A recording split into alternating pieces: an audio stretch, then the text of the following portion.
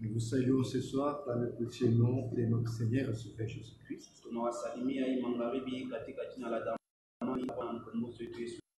Et nous vous souhaitons tous la bienvenue dans notre page pour écouter la sainte, pure, précieuse parole.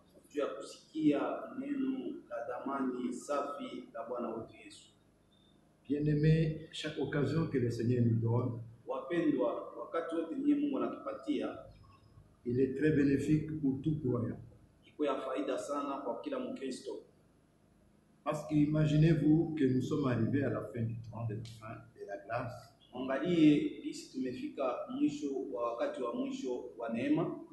Et à la fin du temps de la grâce,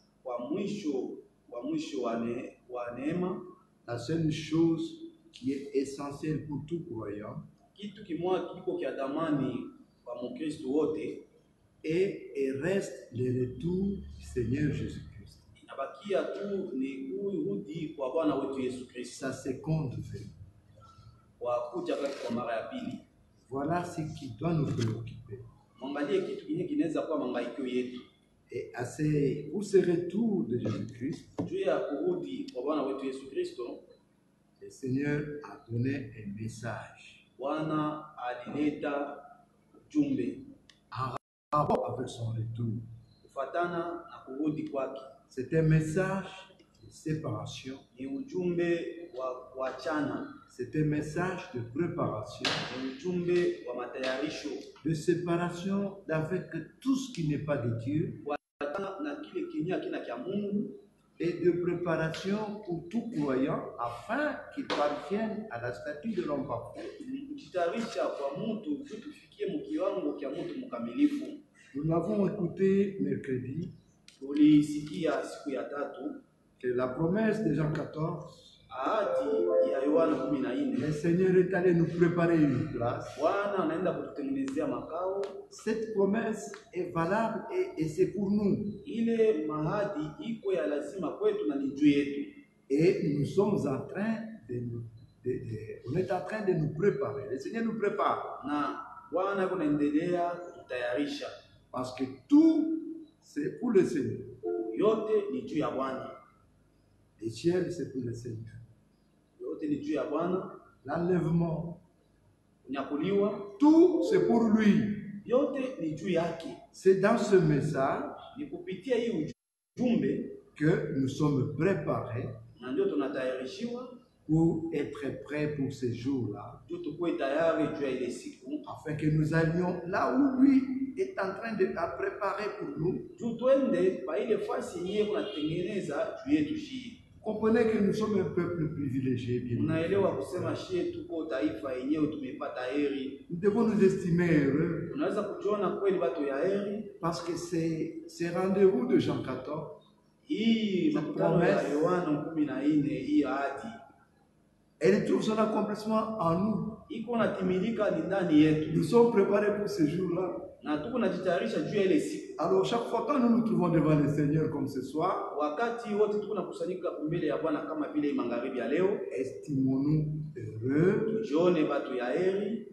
parce que les minutes qui vont suivre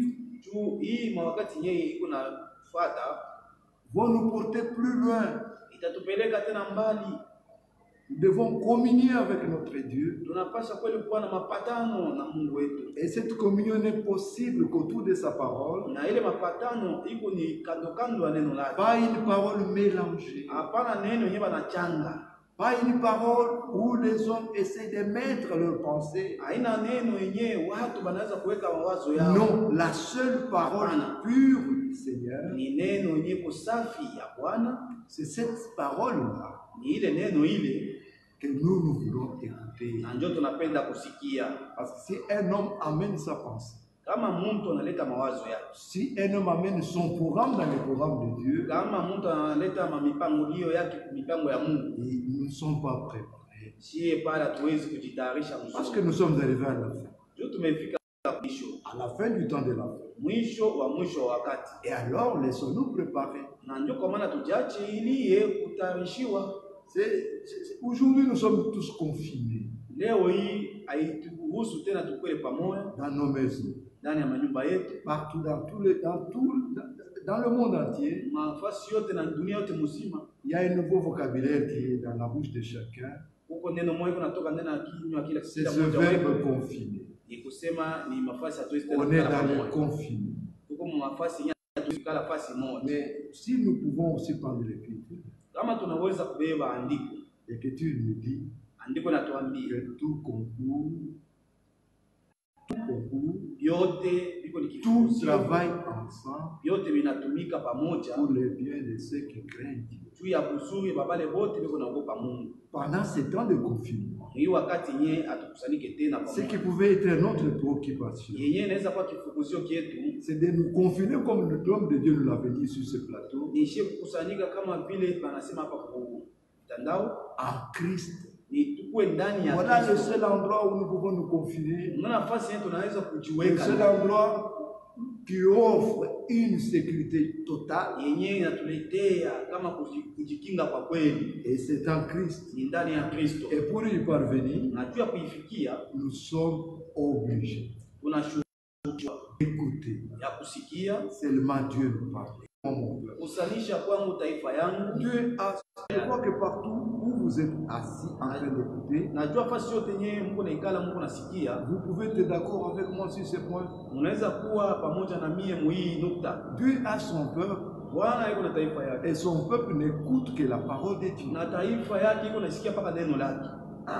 Et ce peuple-là est spécial, il est préparé pour ça. Ile taifa iko ya kipekee, iko natarishiwa juu ya Ce ile. peuple ne voudra pas écouter un homme. Ile taifa haipende kusikia mtu. Parce qu'il n'y en a aucun sur la surface de la terre Hakuna hata mtu mmoja hapa chini ya dunia dont la parole puisse apporter la vie, mwenyewe maneno yake yanaweza kuzima si ce n'est que le Fils. mpaka mwana. Parce que le Fils parle. Mwana kama anasema, C'est vrai, il utilise les lèvres des hommes. eko natumikisha njo mamilomo ya watu, Il nous utilise. eko naitilize watumishi Mais pour wake. que vous sachiez qu'il nous utilise, Sio ya kujua kusema eko na watumikisha, il n'y a qu'une seule condition. ni akuko tu ni shuti Il faut moja que ce que nous disons yenye tuko nasema soit en rapport avec ce qui est écrit. iambatane na ile yenye iliandikwa. Parce que si nous disons des choses qui ne sont pas écrites Kama dans ces livres, tunasema maneno yenye iambatane na kile kiliandikwa ndani ya dans ces livres de mwiki Dieu, kitabu cha Mungu où Dieu a couché yenye Bwana alifanya,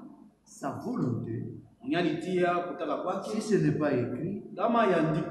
William Branham disait, Ndugu mwanamu alikuwa nasema laissez ça de côté. mwache ile kupembeni. Que Dieu vous bénisse. Mungu awabariki. Avant que nous puissions commencer ce service de ce soir, Mbele ya she kuanza hii maabudu ya magharibi, j'aimerais vous inviter à considérer cette écriture ensemble avec moi dans tapenda kweli tuchunguze shibote pamoja hii andiko kitabu cha 1 Corinthiens 10. Wakorinto wa kwanza sura 10. Lisons à partir du premier verset. Tutaanzia kwa mstari wa kwanza. Je sais que je te suis avec cette écriture. Niko na kile kenye kunafukusia juu ya hii Nous sommes au premier verset. tuko kwa mstari wake wa kwanza. Frères, Wandugu, je ne veux pas que vous ignoriez que nos pères ont tous été sous la nuée.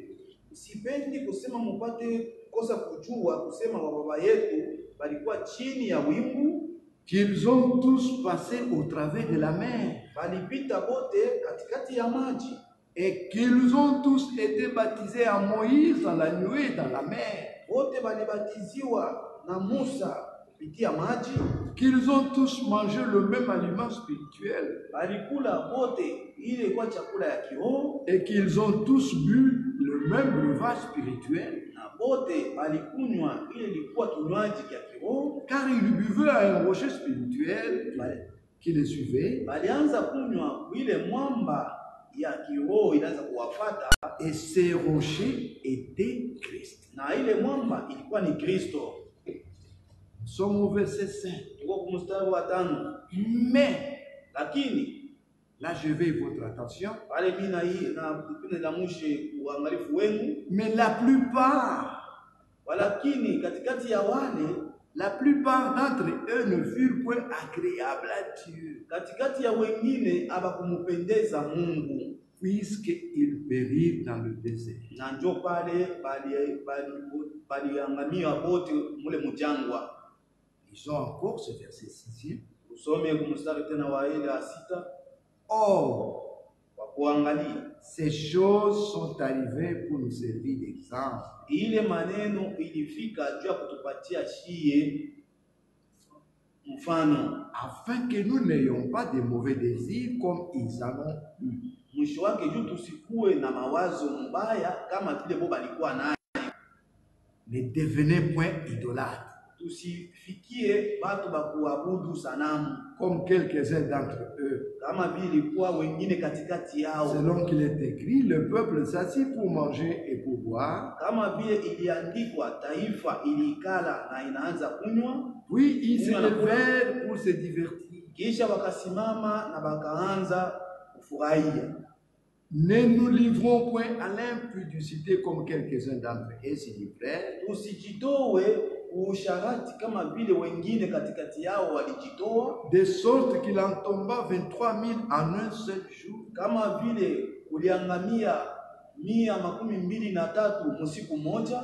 Ne tentons point le Seigneur, Usijaribu Bwana comme les tenteurs quelques-uns d'entre eux, kama katikati yao wamoja walimujaribu, qui périrent par le serpent. walimalizika na nyoka. Sommes au verset 10. Huko mstari wa 10. Ne murmurez point, Tusinungunike, hapana, comme murmurèrent quelques-uns d'entre eux qui périrent par l'exterminateur. kama wamoja katikati yao waliendelea kunungunika na walimalizishwa na ule mwenye kumaliza batu. Arrêtons-nous sur ce verset 11. Tusimamie kwa mstari wa 11. Ces choses-là sont arrivées pour servir d'exemple. Hii mambo ilifikia juu itupatie shie mfano, Et elles ont été écrites pour notre instruction, na iliandikiwa juu ya kutufundisha à nous washie qui sommes parvenus à la fin des siècles. shie venye tunafikia mwisho wa nyakati. Amen. Amen. Nous nous arrêtons là. Tunasimamia pale. C'est bien de dire, Inaweza nous kuwezekana sommes kusema, sortis des dénominations. tunaweza kusema tunatoka kwa Et madenomination. nous avons. Tuko. Ah, mais posez-vous la question. Tujiswali sasa. Quelle heure est-il? Tuko mwakati gani? Où en êtes-vous avec le Seigneur? Na tuko wapi pamoja na Bwana? Avec la préparation? Na matayarisho yetu. Êtes-vous dans les lieux sûrs? Est-ce que Mungu mafasi yiko ya Ces lieux de confinement? Mwi wakati nyatu kusanyika pamoja. Tunapaswa kuwa ndani ya Kristo. Que le Seigneur vous bénisse. Bwana awabariki. Nous allons prier. Tunaweza kuomba. Bien-aimé Père Céleste, Mpendwa Baba wa mbinguni, nous voici encore dans ta présence ce soir, shiaba tena magharibi mbele yako avec ton peuple pamoja na taifa yako qui nous suit en ce moment beko natufuata mwi wakati et qui nous suivra plus tard. na batatufuata tena wakati Nous mwingine. sommes à ta présence bénie Tuko muwapo wako wa kubarikiwa pour écouter ta sainte, pure et précieuse juu ya parole. kusikia neno lako la damani na C'est takatifu. toi qui as dit rassemble mon peuple. Wewe ndio ulisema kusanyisha kama taifa yangu, Ton peuple dans le confinement, taifa yenyewe iko mafasi qui a la yenyewe. possibilité d'écouter ce soir tes paroles, Na mwi wakati kusema pate kusikia maneno yako, a les yeux tournés vers toi. macho yote inakuangalilia ni wewe. Bénis chacun de nous. Bariki kila mmoja wetu, Bénis ces quelques paroles que nous avons.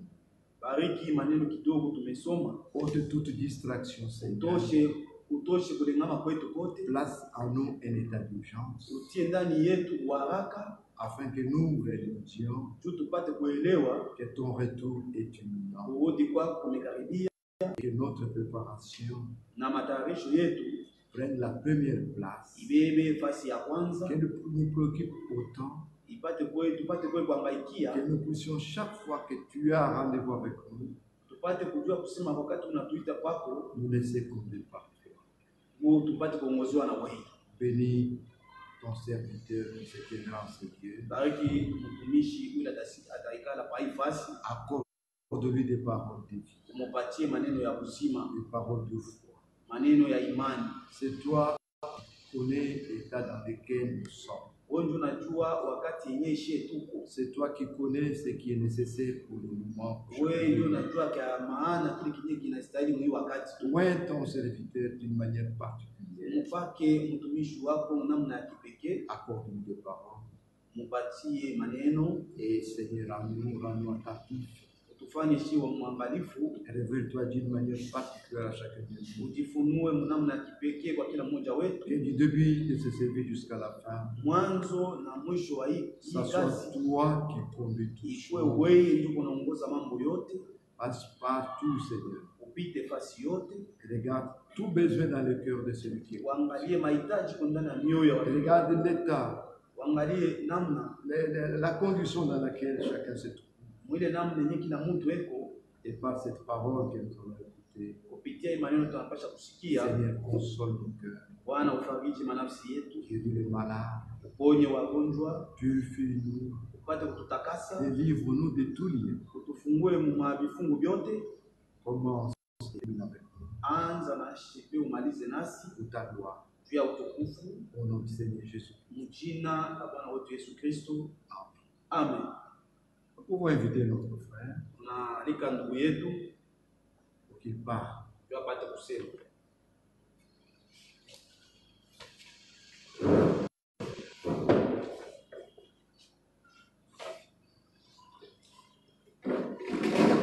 Nous aussi, à notre tour, Nasi kwa upande wetu nous saluons ce soir au nom du Seigneur et Sauveur Jésus-Christ. tunamsalimia magharibi mjina la dhamani ya Bwana na Mwokozi Yesu Kristo. Que le Seigneur vous rende attentif Bwana amepatie kusikia kuzuri, pour écouter, ya kusikia car sababu heureux, la Bible dit, Biblia inasema heureux celui qui dit, heri ule unasoma ceux qui entendent, na ule unasikia, celui qui entend, ule unasikia et celui qui lit, na ule et unasoma ceux qui gardent.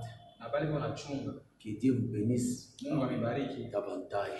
zaidi. Nous allons dans 1 Corinthiens chapitre 10, Bana tusomea Wakorintho wa kwanza sura ya 10 verset 1er. mstari ya kwanza.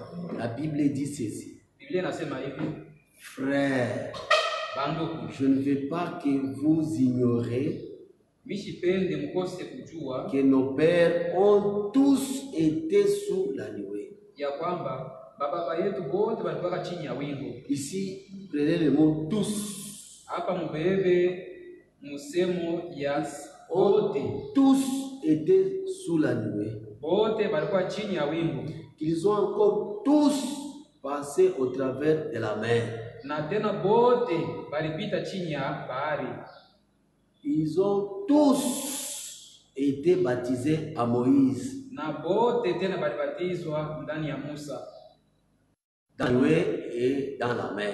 ndani ya wingu na ndani ya bahari. Qu'ils ont tous mangé le même aliment spirituel. Tena wote walikula chakula kimoja kia kiroho, Et qu'ils ont tous bu le même breuvage spirituel. Toujours tous. na tena tous, wote tous, walikula tous. chakula moja moja ya kiroho.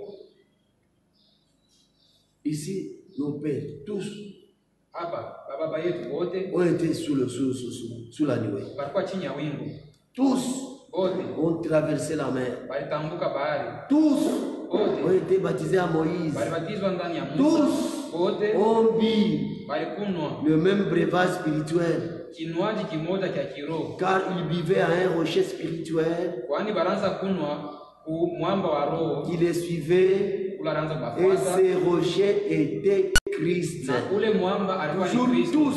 tous ont fait ceci. Tous ont passé. Ici c'est tous.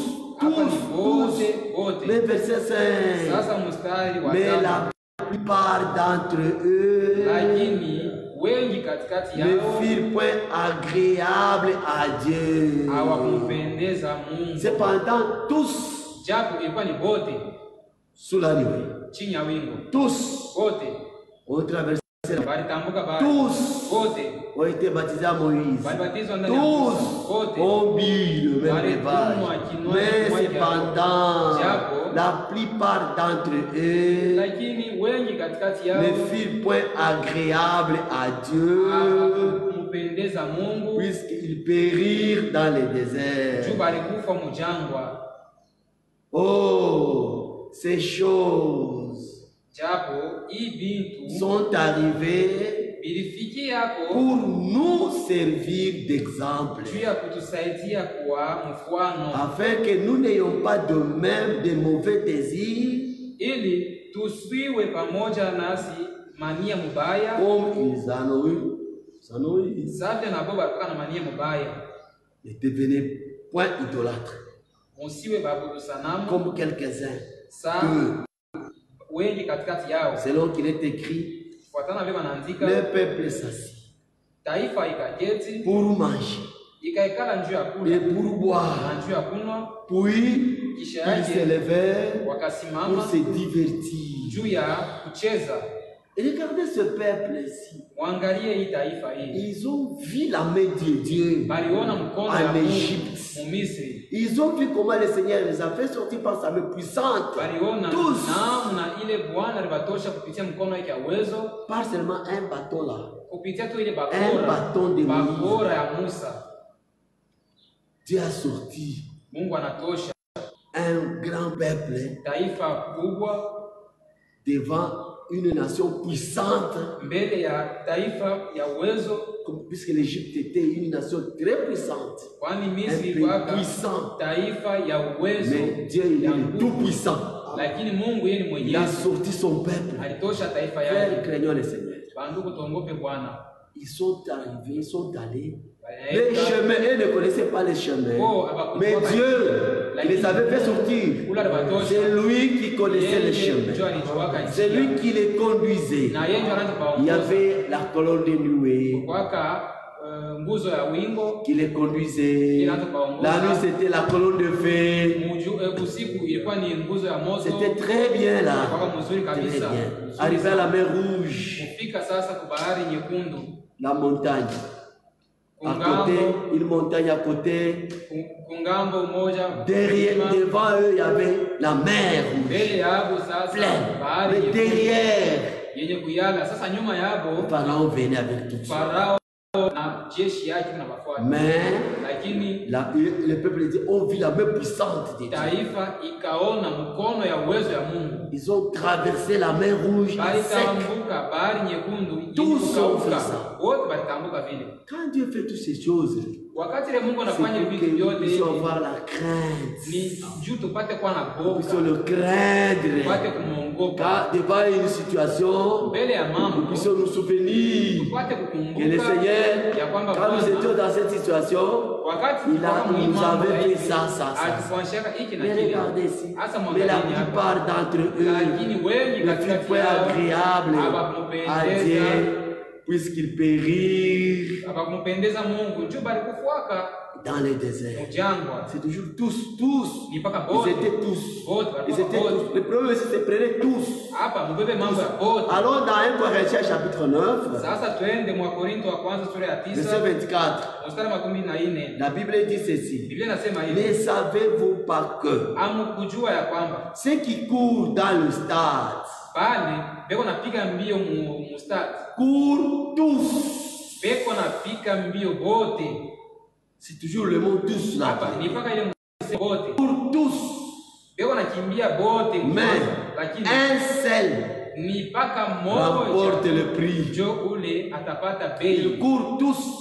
Beko nakimbia Mais bote, un seul lakini remporte le prix. mtu mmoja tu njo atapata. Courez de taji. manière à le remporter. Mupige mbio munamna ya kuipata ile taji.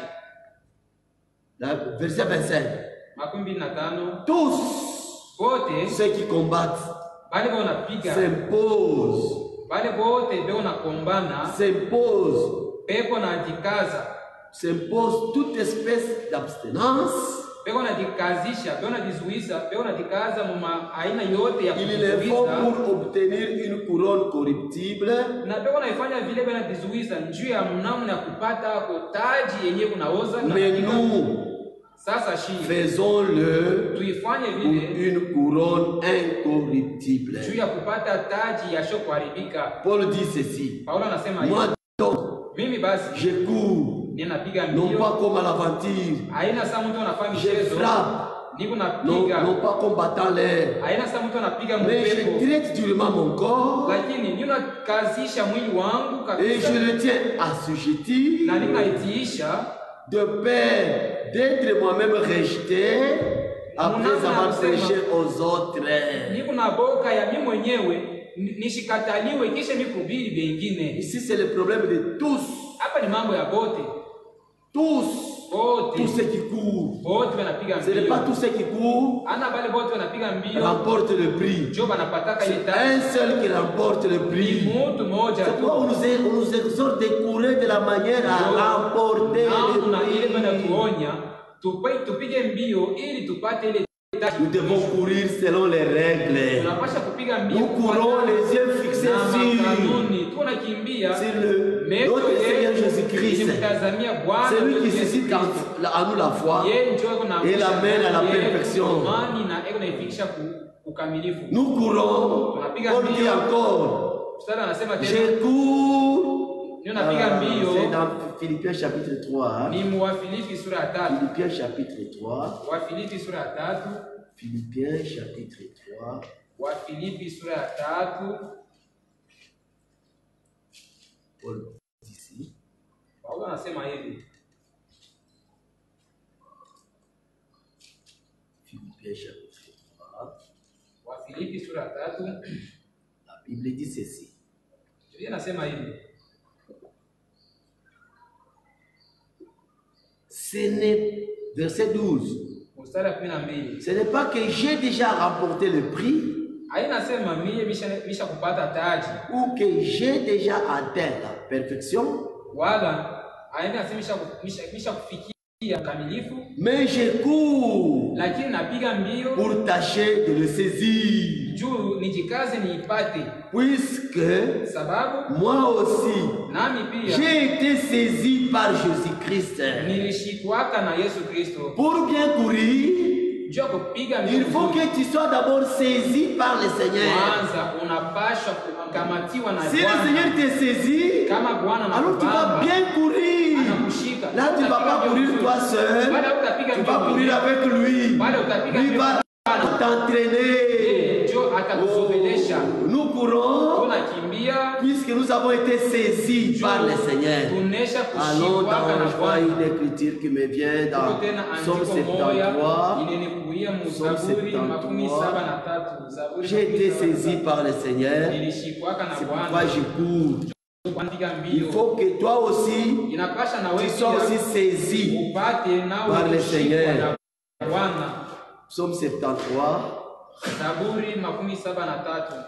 Je crois que c'est Psaume 73. Nadhani ni vile Zaburi 73. Psaume 73.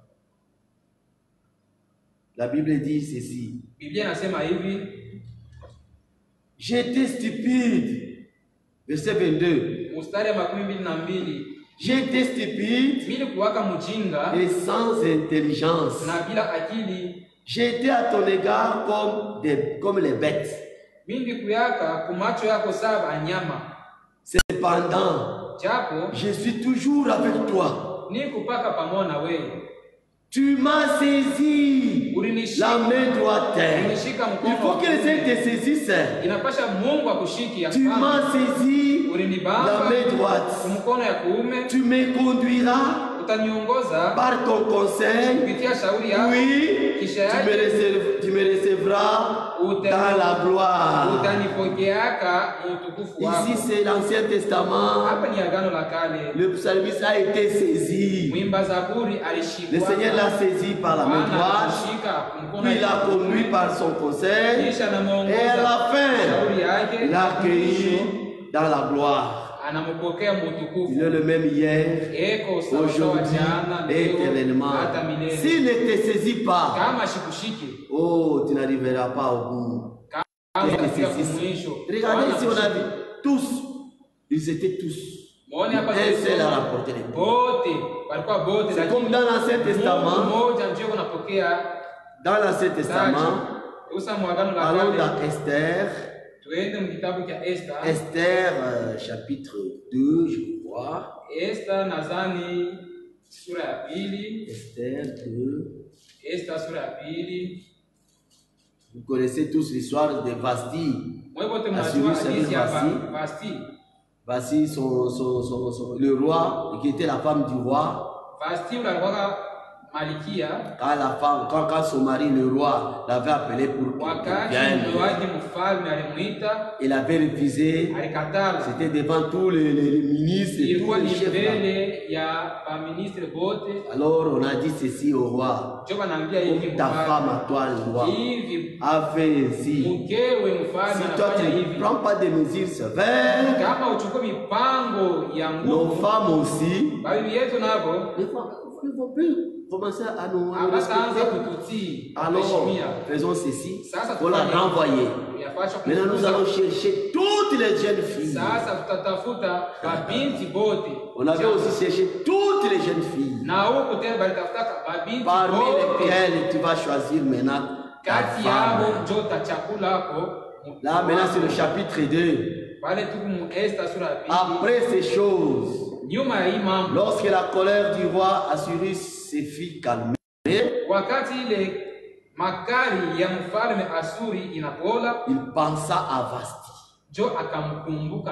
à ce qu'elle avait fait et à la décision qui avait été prise à son sujet. Alors, ceux qui servaient le roi dirent qu'on cherche pour le roi des jeunes filles vierges et belles de figure.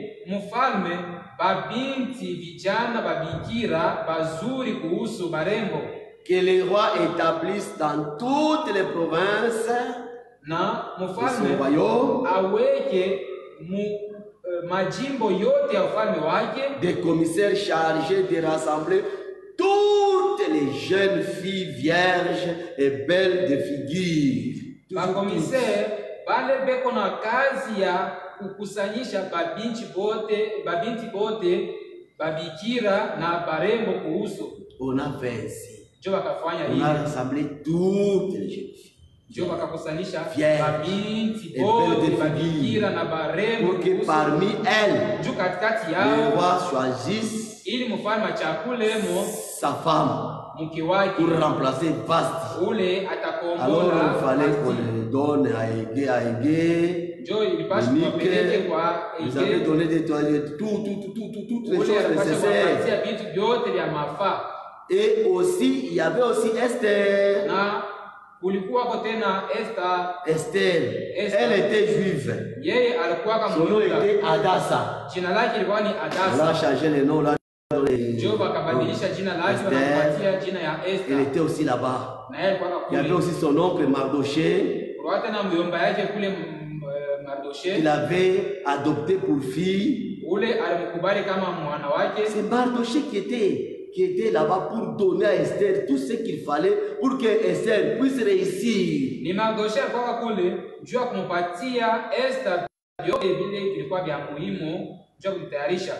Verset 16.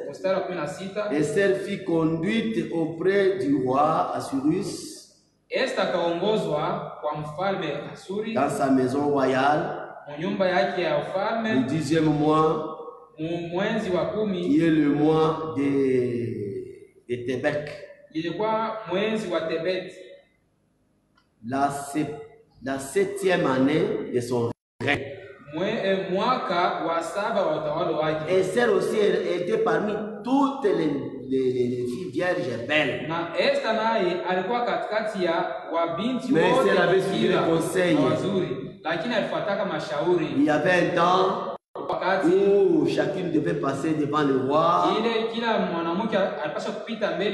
Là, si tu vois quelque chose, tu peux prendre ce que tu veux. Mais en Esther, lui ne voulait pas, ses yeux n'étaient pas fixés sur les choses du roi, les pagnes, les dollars, toutes les choses là. Lui en elle, il y avait une profondeur. Qu'est-ce que j'ai cherché? que ce roi-là soit son mari. Et elle n'avait pas besoin du bien du roi. Et c'est lui voulait que le roi-là soit son mari. Si le roi-là est son mari,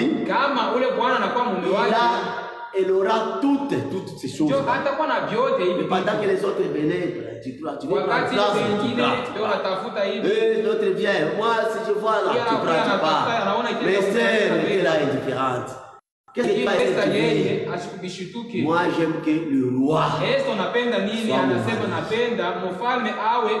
Et le Seigneur a conduit, Esther a trouvé grâce. Parmi toutes les filles vierges belles de filles, seule Esther a remporté le prix. Couron, de manière à remporter le prix. Que Dieu vous bénisse. Qu'il bénisse encore bien-aimé notre frère Bonheur. Je voulais parler sur quelque chose ici. Nous vivons un temps terrible. Un temps terrible. Tous les signes. Même ceux-là qui ne croient pas, même les païens savent très bien que nous sommes à la fin du temps de la fin. Nous vivons à la fin. Puisque les choses que nous vivons, même ceux-là qui ne croient pas, ils disent que nous sommes à la fin. Frère, les choses que nous vivons maintenant, Dieu avait déjà prédit. Il y a en Italie, il y a un endroit, une ville là. On a tellement enterré. Les gens ne font que mourir. Les gens ne font que mourir. Les gens ne font que mourir. Les gens ne font que mourir. Mais là, l'endroit où enterrer les gens, il y a cet endroit là. Il y a une ville, là, c'est une ville.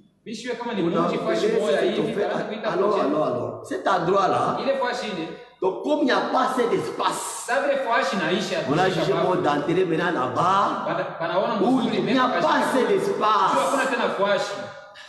Mais ces choses étaient déjà prédites dans l'Ancien Testament. Craignons Dieu. Allons dans Jérémie. Voyons d'abord Jérémie chapitre 7. Jérémie chapitre 7, verset 31. La Bible dit ceci. Ils ont bâti de hauts lieux. C'est Atofet. Ah, cet endroit-là, c'est Atofet. Il se trouve en Italie. Dans la vallée de Ben-Hinnom. Pour brûler au feu leurs filles et leurs fils. Leurs fils et leurs filles. Car, c'est que je n'avais point ordonné ce qui ne m'était point venu à la pensée. C'est pourquoi voici les jours viennent, dit l'Éternel. Ça c'est Dieu quand on dit l'Éternel, ce n'est pas un prophète, ce n'est pas un prédicateur, ce n'est pas un pasteur. C'est pourquoi voici les jours viennent, dit l'Éternel, où l'on ne dira plus Tophet et la vallée de Ben-Hinnom, mais où l'on dira la vallée du carnage.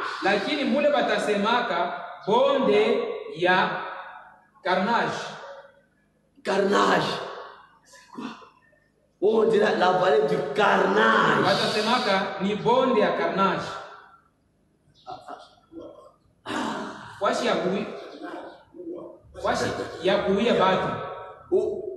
Vallée du carnage.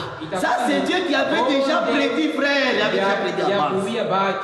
Et l'on enterrera les morts à Tophet. Par défaut de place. Par défaut de place. C'était déjà dit d'avant. En Italie, il y a ça, il y a ça. Ça se trouve en Italie. On a enterré tellement, enterré les gens de mort. Pour que la parole de Dieu soit véritable. Oh frère, ils ont dit, allons là-bas, enterrer les gens. Il n'y a pas assez de place. Force de place. On a enterré prenez la carte d'Italie. Tu vas voir ça. C'est pourquoi il faut craindre le Seigneur. Il dit ça arrive. Il ordonne et il existe. Faute de place. Faute de place. Où l'on dira la vallée du carnage. Et l'on enterrera les morts à ton fait par défaut de place. Dieu soit loué. Sa parole est véritable. Les cadavres de ce peuple seront la pâture des oiseaux du ciel et des bêtes de la terre. Il n'y aura personne pour les troubler. Que Dieu soit loué. Il avait déjà prédit d'avance. Il n'y a pas assez de place. Ils ont manqué la place pour attirer les autres. Les gens ne font que mourir. Tout ça, c'était pour que cette écriture. Nous pouvons aussi dire aujourd'hui, cette parole de l'écriture que vous entendez, c'est accompli. Un endroit de carnage. On a enterré des morts là-bas. Maintenant, craignons le Seigneur. Ça nous montre que le Seigneur est prêt. Toutes ces choses qu'il avait parlé d'avance, nous les voyons en train de s'accomplir. Le Seigneur nous avait promis son Esprit Saint depuis l'Ancien Testament. Isaïe 44, verset 2 et 3. La Bible dit ceci. Ainsi parle le Seigneur qui t'a fait et qui t'a formé dès ta naissance. Celui qui est ton soutien ne craint rien. Mon serviteur Jacob, mon Israël, qui j'ai choisi. Verset 3. Car je répandrai des eaux sur les sols altérés et des ruisseaux sur la terre desséchée.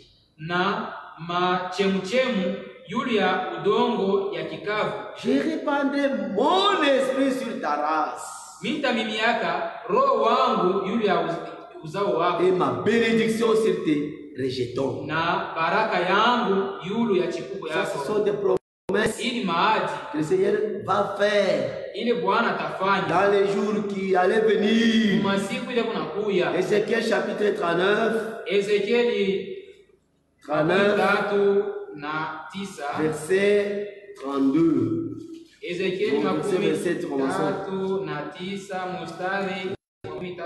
Verset 27. Commençons par verset 27. La Bible dit ceci. Ézéchiel 39, verset 27. Quand je les ramènerai d'entre le peuple, quand je les rassemblerai du pays de leurs ennemis, je serai sanctifié par eux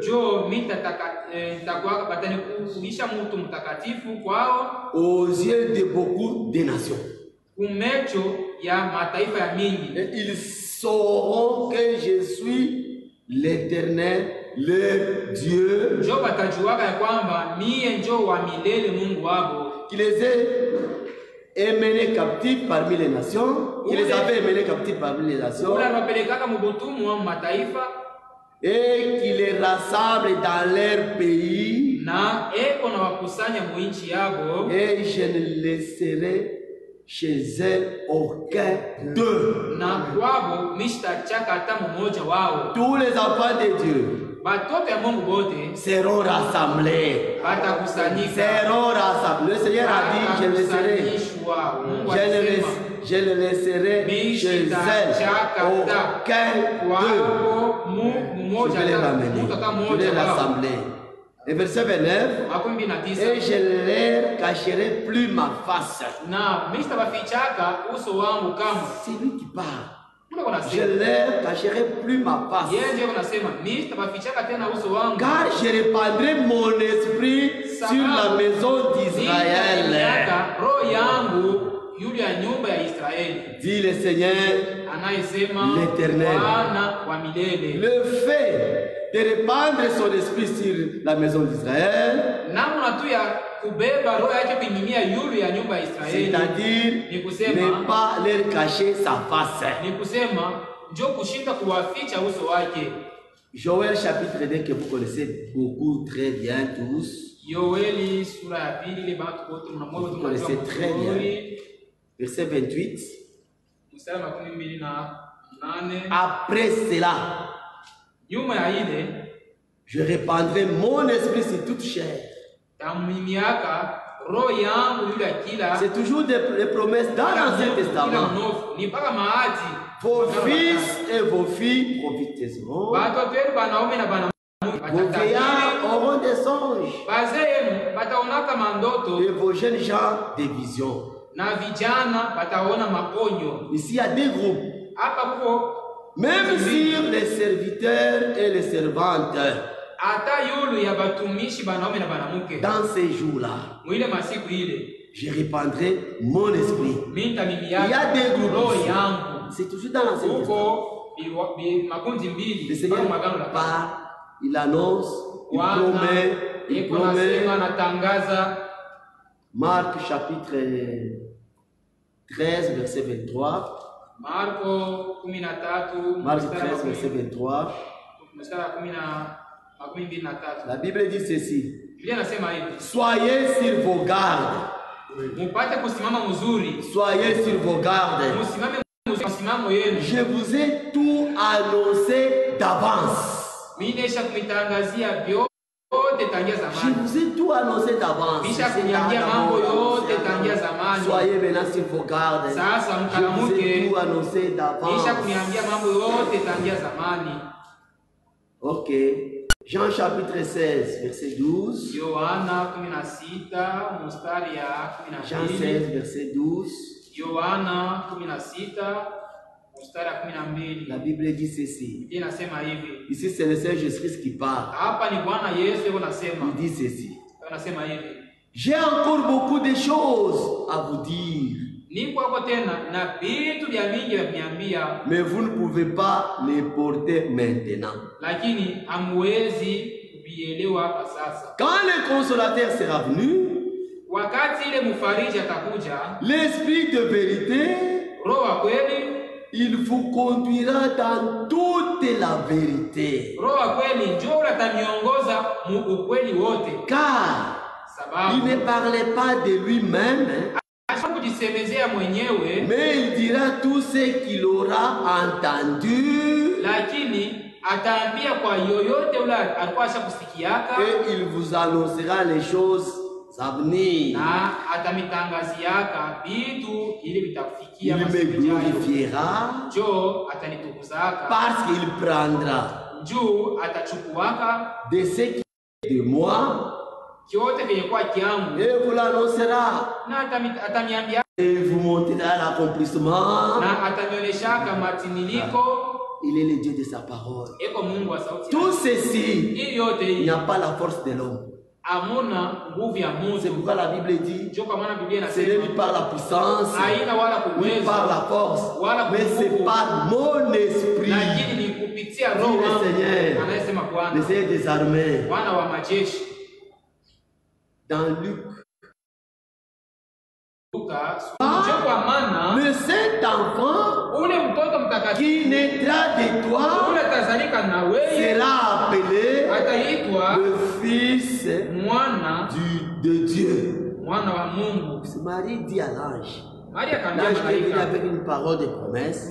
malaika Et toi, anakuwa na maneno ya malako, enfanter, we Maria utazala. Ah, je ne connais pas donc. Maria asemie Comment mishijwe cela se wanaume, fait-il? ile unasema Alors, itakumashika je? la Bible dit, Ndio le Biblia inasema, Saint-Esprit te couvrira de Roho son nom. Mtakatifu de son nom. itakufunika na mumvuli yake. C'est ici où, Ni quand hapa. vous lisez au commencement était la parole. Pale kama una hapa sauti neno inajifanya Le kwa mwili. Saint-Esprit te couvrira de son ombre. Roho Mtakatifu itakufunika na Et la mumvuli yake. puissance du Très-Haut te couvrira de son Na ombre. uwezo aliye kabisa itakufunika na C'est mumvuli yake. pourquoi le Saint-Enfant qui naîtra de toi Sasa ule mtoto sera appelé mtakatifu le nawe Fils de Dieu. ataitwa mwana wa C'est Mungu. ici où la parole a été faite Ndio chair. hapa neno ilifanyika mwili.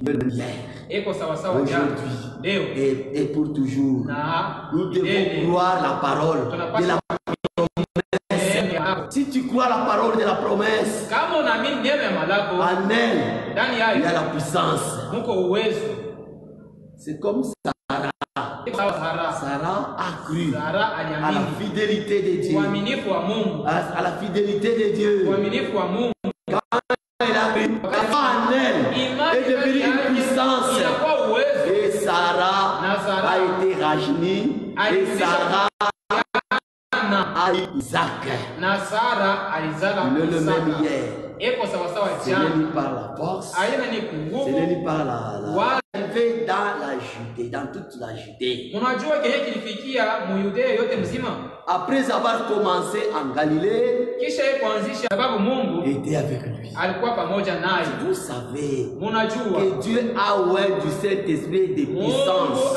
alimpaka na Roho Mtakatifu na uwezo Jésus de Nazareth. Yesu wa Nazareti. Maintenant, il allait maintenant guérir. Sasa ndio hata kuenda Prêcher. kuponya, iko na ubiri, Dieu était avec lui. kwani Mungu alikuwa pamoja Le naye. même Dieu qui était avec Jésus. Ule Mungu moja moja Le même Dieu qui a oint Jésus de puissance de Ule Saint-Esprit Mungu moja moja alimpaka doit Yesu être avec nous. anapaswa kuwa pamoja Le même nasi. Dieu là Ule Mungu doit nous oindre. anapaswa kutupaka Lui qui avait nasi. d'avance parlé. Leo alitangulia kusema zamani. Allons dans Actes chapitre 2. Twende Matendo ya Mitume sura ya pili. Actes chapitre 2 verset 16. Matendo ya Mitume sura ya pili mstari wa 16. Lui qui a promis. Hiyo ilaka Ézéchiel 34. Isaya 4:4. Ézéchiel 39. Dans Ezekieli Joël 2, 28. 3 na 9, Yoeli Là, il ne faisait que parler. Je répandrai mon esprit. nitamimia na roho yangu kutimia. Ici, il s'agit de son église hein, Hapa ni mambo inaangalia kanisa yake et d'Israël, son peuple. na Israeli taifa yake. 16, Mstari ya 16, verset 14. mstari wa 14. Alors Pierre, Sasa Petro avec les 11, akasimama na wale éleva la voix akapandisha sauti et leur parla na akawaambia en ces termes: msemo, hommes juifs, batu ba Yuda,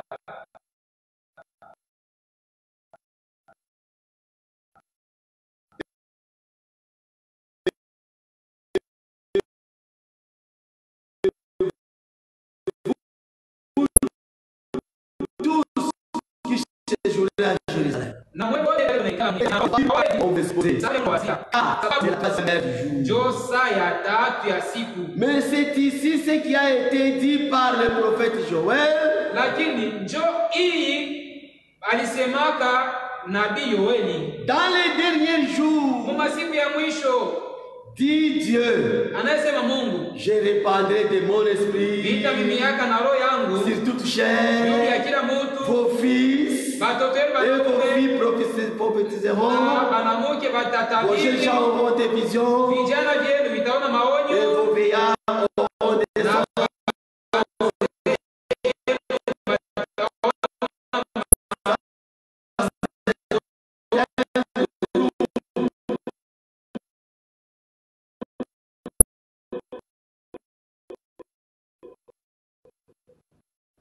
Ça, c'est hii ni kundi ya kwanza. un deuxième groupe. C'est les églises.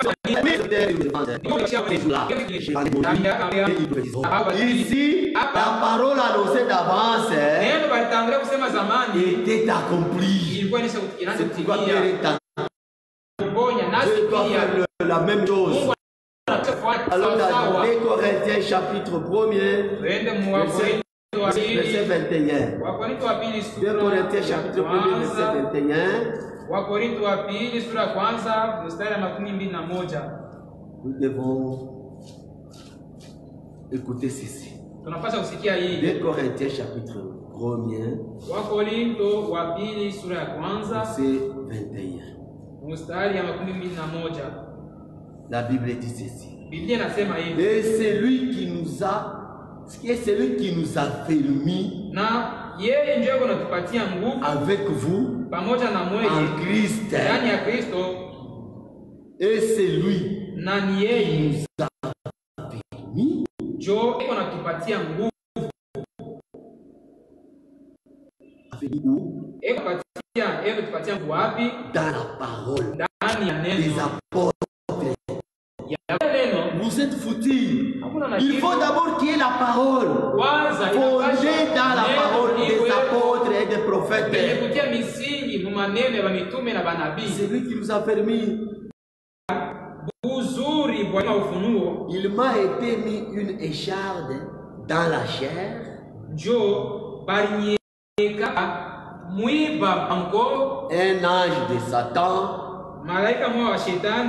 pour me souffleter et m'empêcher de m'enorgueillir.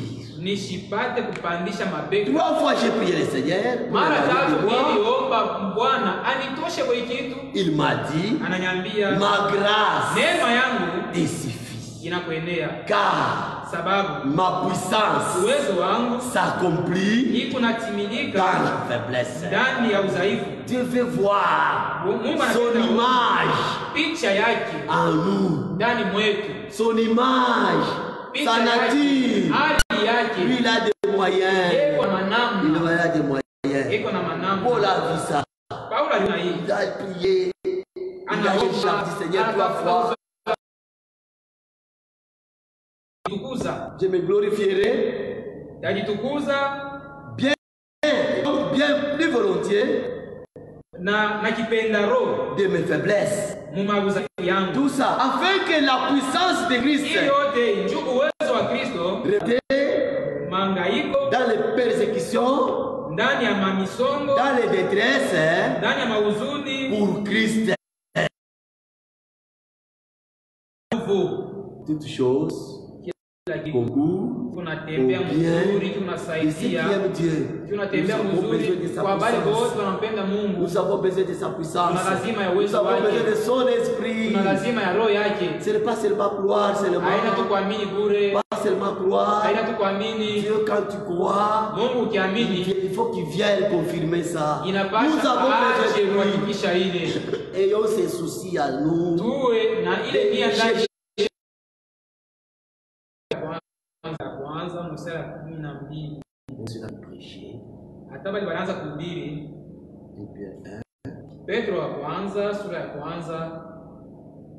La Bible dit ceci.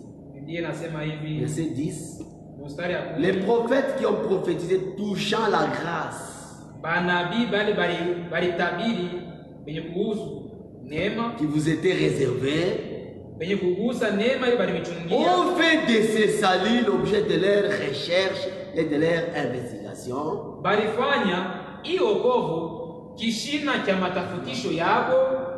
Voulant sonder l'époque et les circonstances marquées par l'esprit de Christ qui était en eux.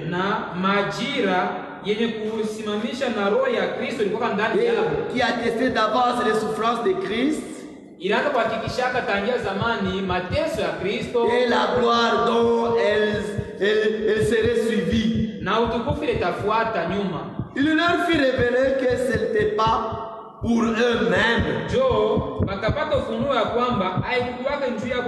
mais pour vous qui êtes les dispensateurs de ces choses. que vous ont annoncé maintenant, ceux qui vous ont prêché l'évangile, prêché dans la puissance de Dieu, dans la puissance de Dieu, par le Saint-Esprit envoyé du ciel. Même la prédication était prêchée dans la puissance, par le Saint-Esprit envoyé du ciel, et dans lequel les anges désirent plonger les regards. Quand on prêche dans la puissance de Dieu, la parole de Dieu, par ses envoyés, les anges désirent plonger les regards, ils regardent. Et quand tu crois la parole, les anges au ciel, ils se réjouissent. Oh, c'est le ciel la vie. Quand tu te répands, les anges se réjouissent. Il y a de la joie, il y a une grande joie dans le ciel. Quand un seul péché se répand, Dieu a besoin que les pécheurs viennent, tels qu'ils sont. Venez tel que vous êtes.